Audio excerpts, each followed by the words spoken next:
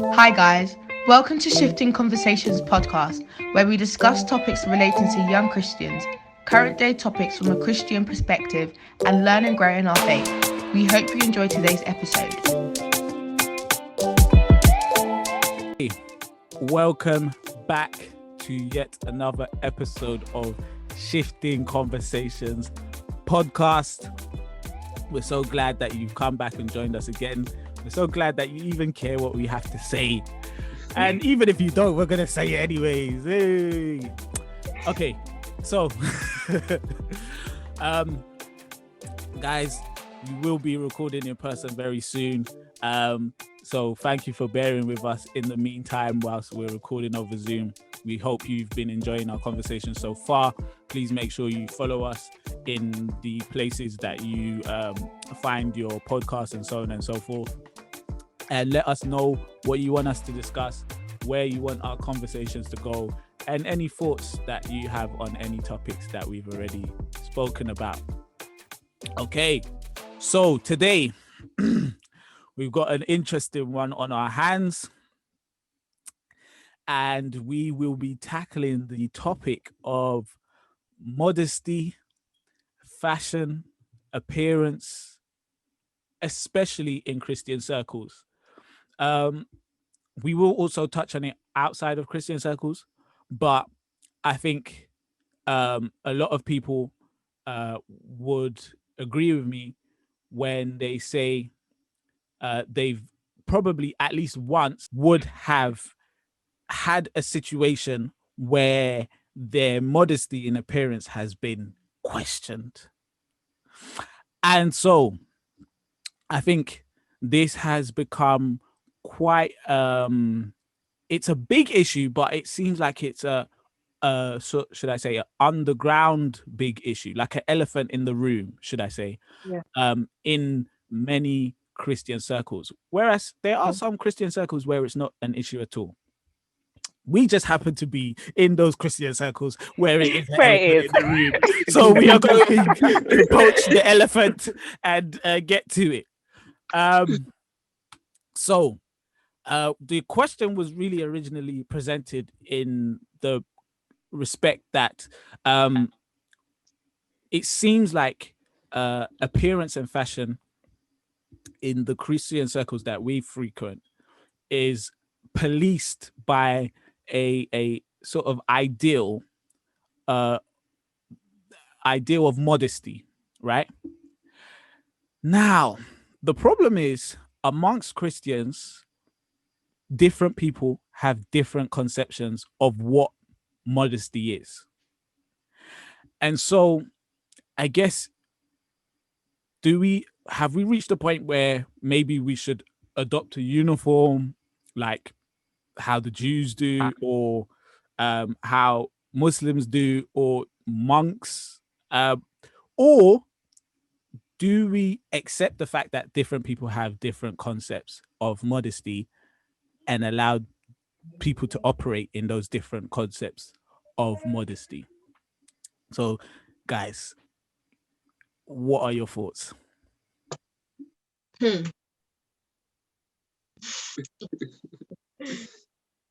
I think this topic is very touchy, but I do think that, like, as Christians, obviously we're not meant to be like the world. So I do think our appearance and the way we carry ourselves needs to be different. It can't be exactly the same. So I do feel like there is a place for modesty in terms of your appearance and the way you look, because, you know, especially as, you know, women, we're called to carry ourselves in a particular way. You can't just allow everybody to see everything and anything, if that makes sense. So yeah, that's what I think. So what you've expressed right now, Jemima, is what you believe the ideal of modesty is. Do you believe everybody should share that ideal? Or do you believe there is one concept to modesty and one way of perceiving modesty? Or do you understand that other people may not have the same conception of it? I definitely understand that not everyone has the same, perspective as me, because for me, modesty could mean a different thing to somebody else, basically. So, and I've seen that. I know that it's happened, like in my personal life. I know that there's different perspectives. So, yeah, it's hard to really say, oh, everyone should just, stick to one way of being modest, because it could mean different things to different people. So, yeah. Yeah, that was going to be something that I was going to touch on. I think modesty is quite, you know, what I might consider to be modest. I might dress myself in a certain way, and I think, you know what, this is a really good outfit for me to go to church in. Someone else might look at me and be like, this Nah. outfit is not it for church. Like, you might have thought you're going to the club. I don't know where you thought you're going, but it's like, in my head, I think what modesty means is completely different to how other people interpret it. And I think to avoid this kind of issue, this kind of constant back and forth, like, oh, you can't wear this, you should be wearing this. Like Josh said, do we need to kind of be wearing one kind of set uniform? Like, do we need to be pretty much covered just to avoid any kind of conflicts in this kind of subject? I'll Yeah. throw something in there. Or Dorcas, did you want to say something? Yeah, okay. So I think from the get, we kind of all know that this subject is, there's many sides to it, and there's many ways to look at it. However, I think when I was younger, I had a certain way of thinking, and that way was more of, there is one way to do things. Let's all kind of abide by that way. Or there's one more common way. But as I've gotten older, I've realized that things such as modesty and anything else that is a part of your Christian journey is a journey. So I think everyone has to embark on a journey, or a how do I put it? You don't necessarily have a process of understanding modesty, what it means to you as a believer, why God cares about it, and why it's important to him, and why it should be important to you as a believer. I don't think that modesty can be categorized only into, I know that we are tackling dressing and fashion and everything. I feel like modesty is not a spirit, because it just sounds so like, aunties that are like, everything is a spirit. but it's like, it's more than just your clothes. It starts with your mindset, and it starts with your intentions, and it starts with how you see yourself. Some people, they do things, or they want to appear a certain way because they just want to be heard. They want to have a bit of attention.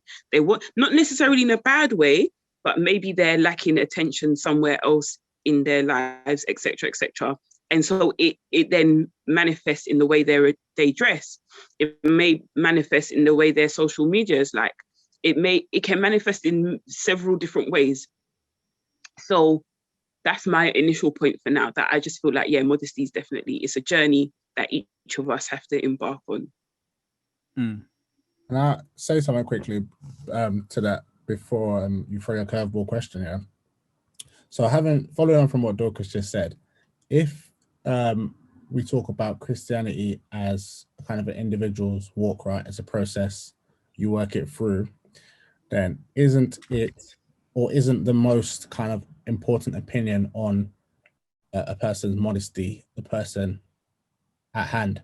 So if a person is wearing certain clothes, or whatever it might be, and they feel comfortable in what it is, and they don't believe that it infringes on their ability to be a Christian, or to continue their journey, then, do they not become, I'm not sure what I'm looking for, but is it not that they are the most kind of important voice in that conversation, so to speak?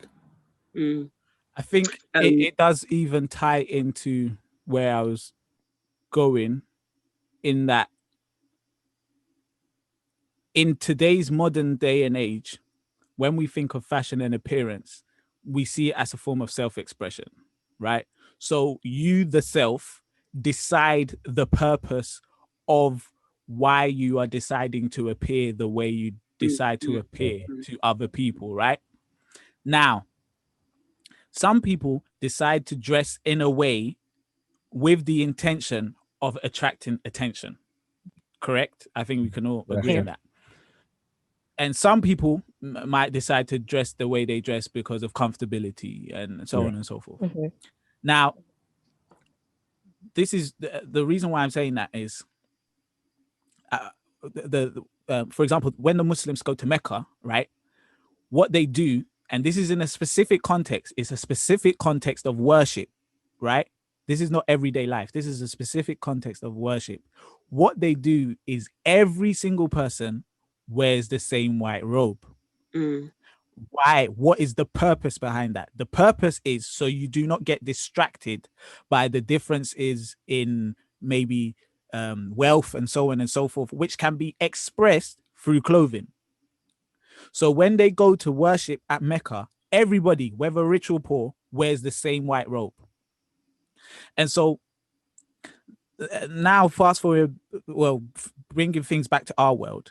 Yes, it is perfectly legitimate that we conceive fashion and appearance as a form of self-expression.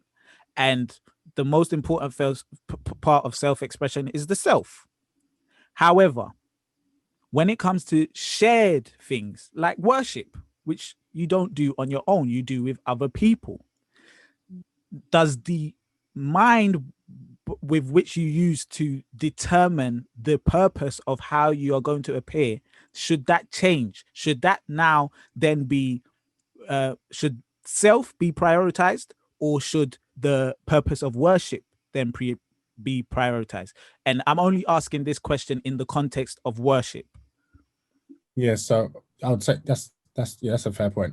My response would be, in the context of worship, if we believe that the worship has been disrupted or hampered or hindered by the fact that individuals are wearing, certain items or whatever it might be, then of course, in that sense, the collective is more important than self, right? But if we don't believe that the process of worship is being disrupted, then for me, I don't see, I don't think it becomes a trade-off quite in that sense. Right. And I think that's where things become difficult, because some people might say this is taken away from worship. This is distracting from worship. Whereas other people might see something and think it doesn't. So how do we deal with that? Which is why we Yeah, Josh. So I just want to, this is not in relation to this particular question, sorry, but just going back to what William was saying before, and a little bit about what you touched on. So in terms of modesty being a journey that one embarks on for themselves and their spiritual development, etc., etc. I do feel like the most important voice or the most important opinion, it cannot be that person's opinion. It is their journey, correct, but their opinion cannot be the most important, because there's a standard at which they're trying to achieve, or there's a standard that they're trying to appease or please. There's someone that they're trying to please, basically, at the end of that journey. And so I think what God says about it, what is written in the word, is the most important thing. Now, I also understand that word of God doesn't necessarily say that the skirt must be this long and the trouser must be that tall. I understand that. I get it. So again, I'm not necessarily answering the question. I'm just chucking out another, sort of thingy opinion for us to think about. I'm not answering the question, but I think we have to have that conviction within our hearts and know that, look, what I do is to please God. And so in what I'm doing, do I feel I'm pleasing God? Do I truly feel that? Is there anything else that may be hindering my opinion? For example, guys, there was a point in time, I probably don't do it as much just because of COVID and I'm at home all the time, but there was a point in time where I used to do my hair and I used to be like, Holy Spirit, you need to tell me the hairstyle that is suitable for where I'm going. Wait. Just it. I did it. I genuinely did. Now, at that time when I was doing it, it was not necessarily for modesty reasons. It was for health reasons as well, because I used to get headaches. So I didn't want to wear a hairstyle that would make me get a headache. But at the same time, even with my clothing, I ask, is this okay? Is this not okay? Even when I'm shopping, before I pick up an item to now purchase it, I have to gauge. But then again, I think that is something that is developed. That's your sort of day-to-day conversation that you have with God. Conversation doesn't stop when maybe you pray in the morning. It continues, right? So yeah, I'll leave it at that. I have to say, so I have to just get a word in before anyone else does. Yeah, for me, okay, so that's fair enough. It's, as you say, it's a process. It's each to their own. And okay, I get the point about you're holding yourself to a standard, which is, I guess, the godly standard, right? But my response would be, I do not feel my ability to reach that standard is hindered by if I wear shorts, as I do, up to my thigh, or if I wear a boot cut. I might, for me personally, I don't feel like my ability to reach that standard is hampered by that, because fundamentally, the interest is who I am, which is the person underneath those clothes. My ability to reach that standard for me personally isn't hindered by that. I can get, so, and maybe it's different with men. I might put that out there as well. It might be a bit more different with men, where wearing certain items of clothing and all the rest of it don't have particular connotations. Where I can wear maybe shorts and maybe a woman can't maybe wear those same length shorts. That's fair enough. But for me, I just don't see that I'm impeded by that. But then again, I don't ask every day, so I don't know. Sorry, Joshua. Sorry, but so William, the thing is, my thing was I was addressing the what you said before about whose voice is the most important. Yeah. Do you see what I'm saying? So that's what I'm saying. So if you feel like, let's say, a person feels in tune with the spirit, right? If you feel like in tune with the spirit, so to speak, right? Mm-hmm. So yeah, the spirit will, maybe the voice will be louder on a day-to-day. So there's certain things you will and won't do, even outside of kind of the modesty element, just anything your day-to-day. Yeah. But I guess my thing is, what if that voice is saying to you, this is cool, like it's not raising a red flag, there's no alarm going off, it's just you're rocking. Yeah, so this is what I'm saying, William. Everyone will go through that journey, and the red flag maybe at one last year is not going to be the same red flag of this year. Yeah. Which is what I acknowledged when I first said that it's a journey. That's something that every believer needs to understand before anyone condemns somebody else. Yeah, that person has to know that person is on their own journey. Do you see what I'm saying? I'm just laying that as a thing. But this is why I said I do acknowledge that the Bible doesn't say the skirt has to be this long or the trouser has to be that tall, because it doesn't give us the most precise guidelines.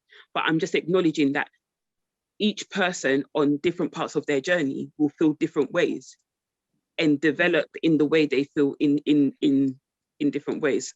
Does that make sense? So I'm not saying that it then makes it right or wrong if you choose to dress in a certain way. I'm just saying that you are on your journey. Maybe today you may feel the shorts are great, but maybe a few years down the line, you may not feel that way. You know what I'm saying? Yeah, when I think to add to that, lost muscle mass, then probably I'll be back. Alfred, go on. I think to add to that point, I was speaking to my friend the other day about the issues of like tattoos and things like that. And I was just basically looking up some things before just to justify my argument.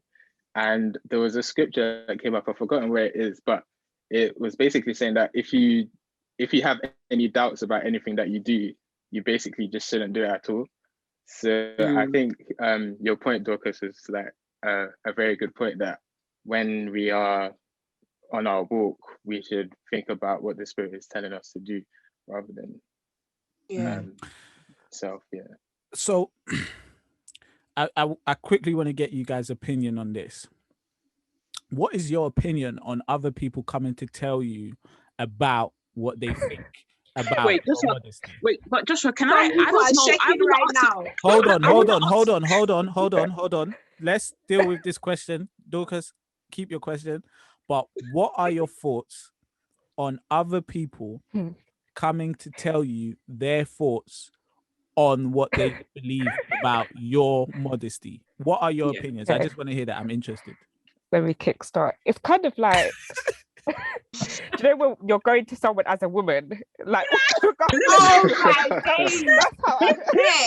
That's how it feels to me. It feels sometimes, it feels a bit like an attack. Like, I know you kind of want to help me, but yeah, sometimes it is about approach. If you come, like, you pull me to a side and be like, oh, like, this is a little bit short, like, next time can you wear something a bit longer? Like, that to me is fine. But then sometimes I think, if in myself, and I've thought about this outfit, like, I've not just slapped anything on and just left my house. I've thought about it.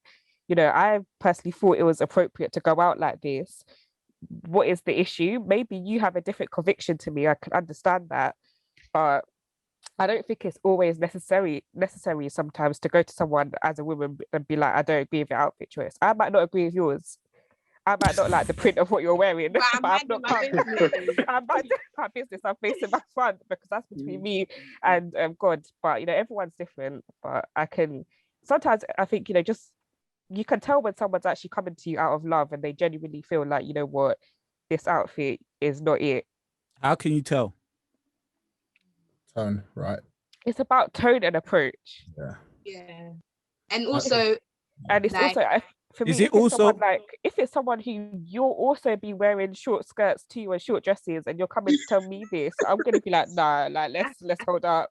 I've got some receipts on you too. But if it's someone who I can tell, like, is genuinely quite, like, maybe dresses quite modestly anyway, then I'm most likely to take it a bit on board. Is relationship also a matter? Like, is if someone is genuinely a modest person and they probably even have genuine intention, but they have no relationship with you, right? And then they come up to you, does that also make you feel less receptive than someone, you know, genuinely you have a relationship with, they genuinely have a concern for your well-being, and then they come to express that to you? Does that change how receptive you are to someone's comments? Definitely. Yeah, I think relationship plays the biggest part, to be honest, because well, this is me just thinking out loud. When that person is coming to tell you that, oh, this is too short or this is too tight, isn't it more for the well-being of those around? So I'm assuming that this is in like a worship or church context, right? Yeah. So let's say they come to you and they say, oh, this is too short or this is too something. It's not necessarily that they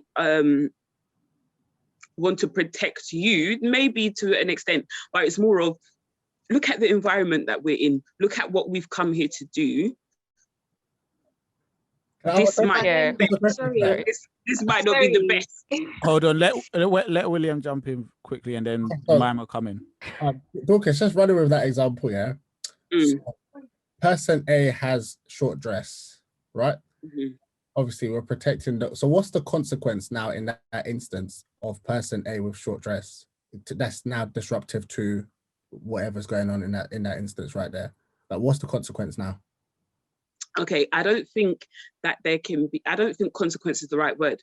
The thing that the person who is approaching person A needs to hope and pray, after they've approached them, they need to go and pray that really the person's heart will be sort of, I don't want to say convicted, but the person's heart will be aligned to not replicating that same sort of dressing maybe in the future, so that it doesn't disrupt worship or whatever the case may be. Now, William, if the person, let's say the person A felt really offended and they felt like this person doesn't have a relationship with me, how come they come to say this and do this? The consequence for that person is hurt. And it is, you know, they may feel a bit of resentment. They may feel like, I don't even want to come back, that kind of thing. And that is not what the aim of any approaching somebody should be, if that makes sense. Yeah, and no, so I get it. this is, no, go on, William. No, so well, I meant yeah, I'll put myself as person A, yeah, just to make it easier. So let's say, again, using a shorts example, because I wear shorts.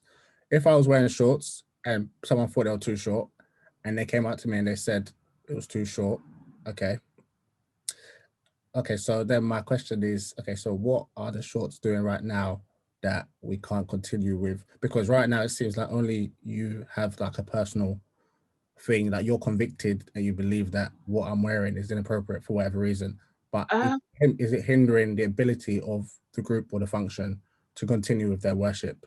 In my opinion, I would say no. Is it stopping me from continuing my worship? I would also say no.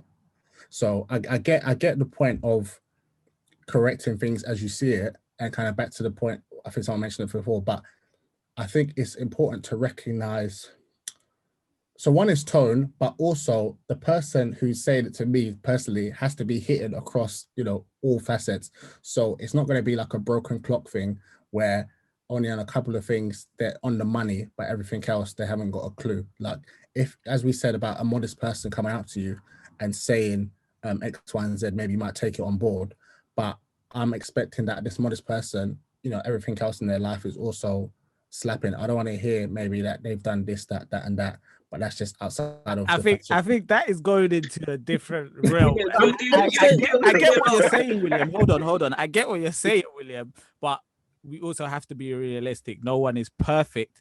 I don't think, William, you can say that a person has to be perfect for them to be correct in expressing their opinion, because then that goes down a very long road that we won't even get to the end of. But I get your point, William. In that, for example, when someone comes to you and talks about your shorts, right? Is it that there's a genuine issue about distraction, or this person has a culture in mind where you wear certain things to church, like a suit and a tie, and shorts just doesn't come into that. So they feel uncomfortable because it's not fitting into their norm, but it's not necessarily not modest, right? So there are questions like that at hand. But do think there are also situations where people are coming up to people because the appearance is actually having an effect on the overall worship that's going on. So those things do have to be differentiated. I so think it would be good to maybe touch on what exactly the distraction is. And it's like, let's say if William was to come to church in these shorts. I'm arousing people. Let's say if someone was to come to church in a tight dress, is the issue the fact that the person's coming in a tight dress, or is the issue that maybe there are some men or some women in the congregation who are, you know, aroused by that? Which issue are we supposed to be addressing? The fact that some people are looking and sexualizing someone, or the fact that, you know, what really is it my fault if I'm dressed up in a certain way and I look nice and you're thinking some thoughts? I don't think it's entirely my fault, or I should necessarily be. I don't know if I'm making sense. Can I answer? Let Jemima build on that, because you're gonna add something to that, and then we'll address that. So I think, to be honest, there's a place, like, everyone needs some correction and some tweaking, because as I was mentioning before we started, I could be wearing the same exact thing as another girl that's got a different body shape, but it will look not modest on me because of my shape, and it will look modest on her because of her shape. And then also there's also a place where we need to also talk to the men and address the issue of,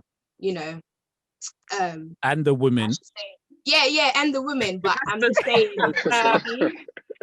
saying, obviously, I do think we need to push more on the men, because I could be in the most modest outfit ever, and a guy could still look at me in and lust in his heart over me.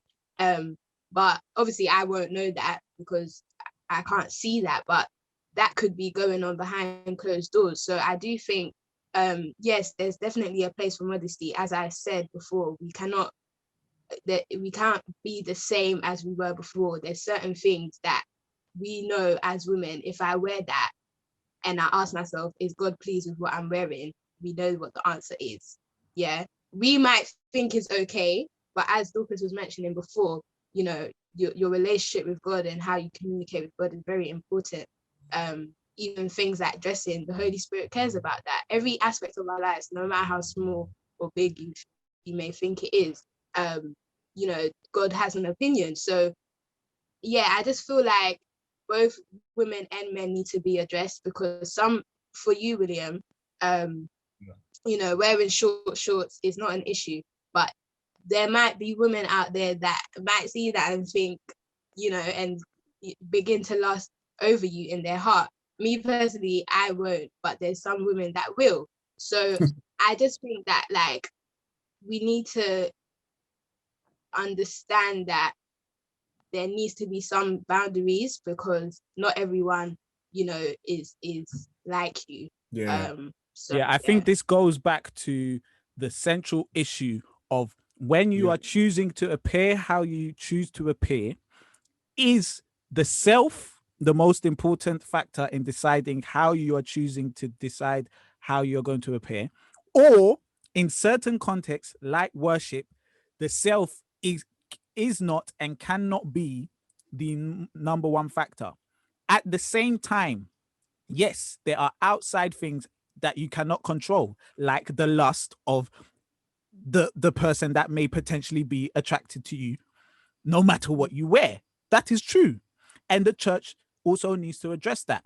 But that does not mean you can avoid the responsibility of deciding what is appropriate to wear. Yeah. Does that make sense? Yeah. Dorcas, you wanted to say something. Yeah, I did. And now I've even forgot. Okay, so I think, so basically, I wanted to clarify something, because you guys were saying that if someone comes up to you, that is it because what you're wearing doesn't fit their ideals of what should be worn, or is it because it could be it's a distraction to the communal worship? In my mind, I've never, to be, maybe I don't know, maybe I just haven't thought that far, but I've never thought that people go up to people because it doesn't fit within what their ideals of what should be worn at church. But now that you guys say it, wait, hold on. Let me finish. Now that you guys say it, it's true. I can definitely see it happening. But that should never be the case. I personally feel. I feel like if something is said, if you're the person going up to somebody, okay, many things have to be considered, but I do think that it should be only because you feel that it's affecting the communal worship, not necessarily because in fact, guys, I've had people tell me that I shouldn't wear something like this. I shouldn't cover my hair in church because it's associated with mourning and things like that. To me, get out of here. I've been told when I stand at the front of church, I can't wear a cap. When I'm standing at the front of church, I can't wear a cap. So this is my whole thing. If somebody is going to someone to talk to them about their dressing, that something like the cap or this, I mean, I don't know, maybe I'm not there yet, but I don't know how it affects worship. But I can understand maybe how short or something tighter, or do you see what I'm saying? So what I'm saying is that it should always be out of the place of this could potentially affect worship. Guys, look, there's so many things here that affect so many different things in this life, and we can't cure all. We can't, but we can control what we can control. Do you see what I'm saying? So that's basically my main point on that. I just also wanted to say, I just quickly wanted to say that I do think sometimes we mix culture with modesty. For instance, the cat thing, unnecessary. It's giving me African auntie and African uncle. Like, come on now, let's calm down. It's not that serious. So yeah, we also need to, in terms of the person that's approaching you, they need to ask themselves, am I going to attack this girl or this boy because of my own personal, cultural beliefs cultural beliefs, or even am I going to approach them because I've even seen them last week Sunday and I looked at them and I lusted over them, so now I feel like I have to attack them because I've got my own issue that I know I need to sort out. But that's also another topic. But I feel like the person approaching you needs to ask themselves certain questions before they approach you, and they need to know if they're approaching you in love and in respect as well.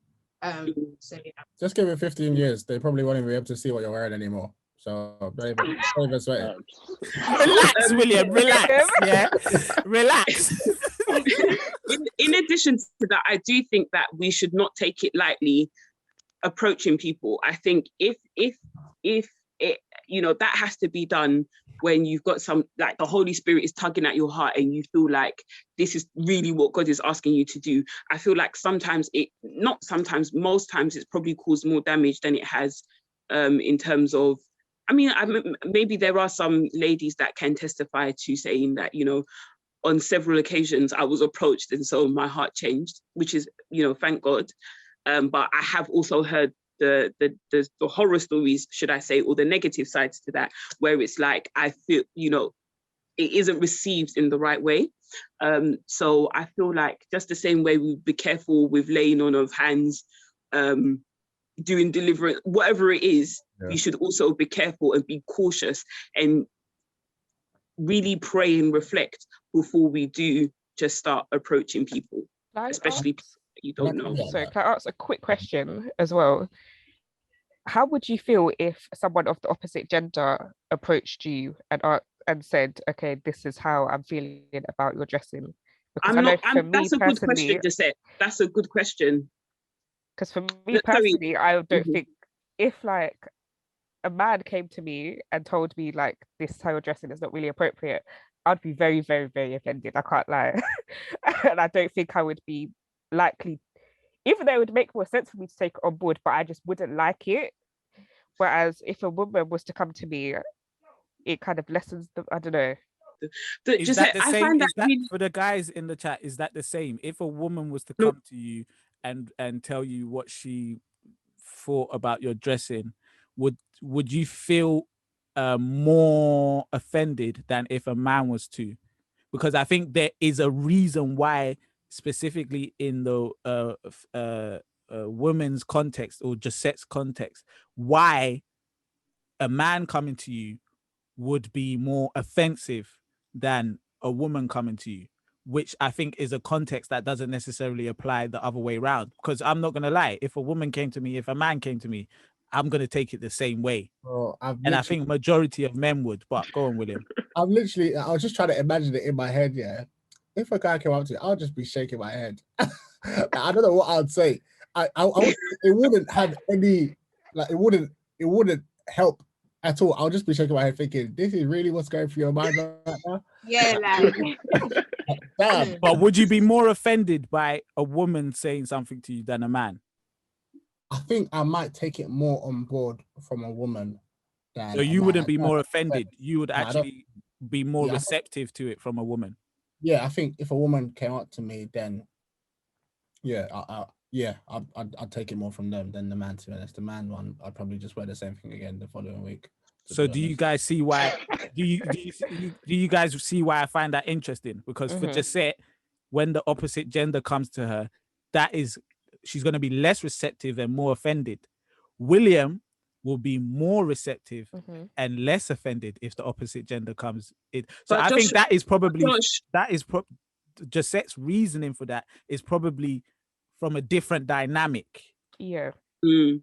Right. But Joshua, this is the thing though. I agree with William on his side. I feel like, because that's never happened to me before. If a man genuinely came up to me and said, "Sister Dorcas, what you did today, yeah, it was terrorizing, yeah," I think I could possibly cry. I would be like, because you don't really realize, you hear this from people, your elders, your pastors, whatever, oh, dress like this because, you know, it could have this effect, but you don't see that effect materialize. So sometimes you're just thinking, is this just it's just a fantasy or something? It doesn't even, who's really looking at me? That's how you feel. But if someone actually said to me, what you wore today actually troubled my soul and spirit, and it really did not help, it didn't help me, I would definitely feel so sad that Dorcas, are you being honest that someone has never said that to you? I think you're bluffing there. That's what a man yes. saying that to me. Yes. You don't have to say names, but yeah, exactly. You're bluffing. You're bluffing. No. Hold on, Joshua, can I pause? Can you pause? No, can I finish? Can I explain? Don't get me wrong. I'm not saying that any man can just come and be like, women should, if it's in the tone of women should be doing this and women should be doing that, and there's no love, there's no nothing. I'm saying, Joshua, I'm not saying that kind of conversation. I'm saying someone comes to me, pulls me aside and says, "Sis, look, genuinely from the bottom of my heart." I think there are social issues that make it different for a woman receiving that kind of discussion from the opposite gender, which makes it different from a man receiving that from the opposite gender. So there are social dynamics to that.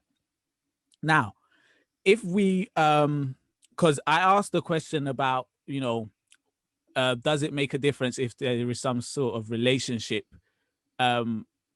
between you and the person that you're receiving that quote unquote feedback from? That was meant to be a brief question, but it's gone very long. So I want us to go in a slightly different direction. Now, outside of William and Shorts, most of this discussion has been about women and appearance. So that leads me to ask, is modesty, or is the issue of modesty being policed being done to the same degree for both genders? Or is the appearance of one gender as a priority being policed? Is that more for one gender than the other? And why is it like that? I think it is I personally think that it is definitely more policed on the lady side of things. I feel like women do get more attention is given more to when a woman doesn't dress modestly opposed to a man. And I feel that comes more from people just having more confidence to talk about how a woman is dressing or how women are dressing. It doesn't come as much from on the male side, basically. That's what I think. I think another factor that probably comes into play, and Dorcas, you mentioned this earlier, is the modesty beginning in the mind, right? And it not necessarily being an issue of, am I trying to seduce? Sorry, like, is this like attractive in terms of seduction? But in terms of, are you trying to be modest as a person? Like, are you a person that is intentionally trying to draw attention to yourself in every way, shape, and form? Or are you actually genuinely modest in overall your existence? And so I think because so much of the modesty conversation is towards should I say sexual attraction, right?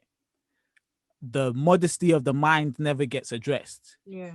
And if the modesty of the mind was addressed, I think that would lead to a more balanced discussion about modesty between both genders. Because in my opinion, men may not necessarily dress in a way that is physically like accentuating their physical appearance as much, although that happens, but more so men dress in a way to accentuate their social status or their financial status, which can equally be just as distracting to worship as a woman wearing clothes that, should I say, sensualizes her. But those discussions are rarely, if ever, had. Only when maybe a pastor who's clearly got too much money that he knows what to do with, and he's wearing all this stuff, that's when people would talk about, oh, look at what he's wearing. But outside of that, doesn't get addressed. Yeah. Josh, that's a good point. Can I just add to that? Yeah, so I really agree with that, in the sense that I guess modesty is usually about like the discouragement of sexual kind of attraction, essentially, whereas we ignore like financial or physical. And maybe with women, the sexual attraction element is obviously easier, in the sense that we attribute, I guess, women's breasts, women's bums, obviously being sexual kind of, I don't want to say objects, but sexual means of like showing your sexuality, so to speak, or attracting sexual attention. And so with men, it's less so in that sense. So we when I say we, I mean society as a whole, finds it's easy to kind of say, oh, if a woman is wearing maybe a top that's tight, so to speak, that means she's trying to flaunt herself. So, and that's not the case, because if she's wearing a top that is just tight, that's just what it is. Whereas an individual can look at her, and as we're saying about the modesty of the mind, and say, okay, this is what she's trying to get out there. This is the image that she wants to be seen of herself, which might not always be I want to ask a question, and that question would be, why is that the case? Why is it easier to perhaps police female, or I don't know if that's a politically correct term nowadays, women's dressing basically, over men's dressing? But another question that I do want to ask here, I don't know if this is completely off topic or not yet, but I would want to know from the men on this podcast right now. Yeah. What do you consider to be modest? If a woman is wearing a loose, what is the line of modesty for you guys? What is the line of, this is just unacceptable, it can't be worn here, there, or anywhere? And then what is the line of, actually this is fine personally to me? I think that question, to be honest, it would be a bit redundant to answer, because we spoke about at the beginning different people having different ideas of modesty, right? And I think at a certain level, at a very zoomed out macro level, people can unanimously agree that wearing, a thong, just a thong to church, is ridiculous, right? But then when you go to a more micro level, and then you're talking about lengths of skirts and so on and so forth, it's just ridiculous, the differences that you'll have in people's opinions. I think what we have is a situation where, let me use this example. When we go to work, right, we're told to dress professionally. What does professionally actually mean?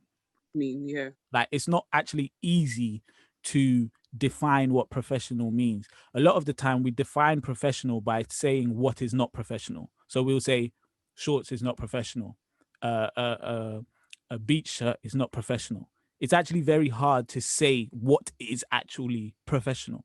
Do you get what I'm saying? So there is a consensus that is developed in an environment to determine what is professional, right? There's like a silent code that everybody adheres to, that they know this is professional: shirt, tie, suit, etc. And so that's what I'm saying. When it comes to worship, going to places of worship, there should be a silent code to a degree, right? Where everybody knows this is appropriate and this is not. Now, if an individual decides I'm going to prioritize what I feel like wearing above the silent code, should there be a problem? Is there a problem? I think yes. But at the same time, I think the people that deal with the problem should be a certain class, either people that have a certain relationship with the person and are doing it from a certain place, right? I don't think it's everybody and anybody's place to just say, I'm going to deal with the problem here. And I think that's why this issue has become very contentious and ugly over time, because the wrong people might be doing the right things, but it's the wrong people doing it at the wrong time. Yeah. So, on that note, I think we will draw the discussion to an end. It is an extremely difficult subject to deal with, and I think this is probably the most like light-hearted issue we've talked about so far, but it's been the topic that we've had to discuss for so long, which is so interesting to me personally. But guys, I hope you've enjoyed this discussion, and we hope that you interact with us. Let us know your thoughts using the Shifting Conversations podcast hashtag, and also getting at us on our socials, either shift_HY on Twitter or shift.hy on Instagram.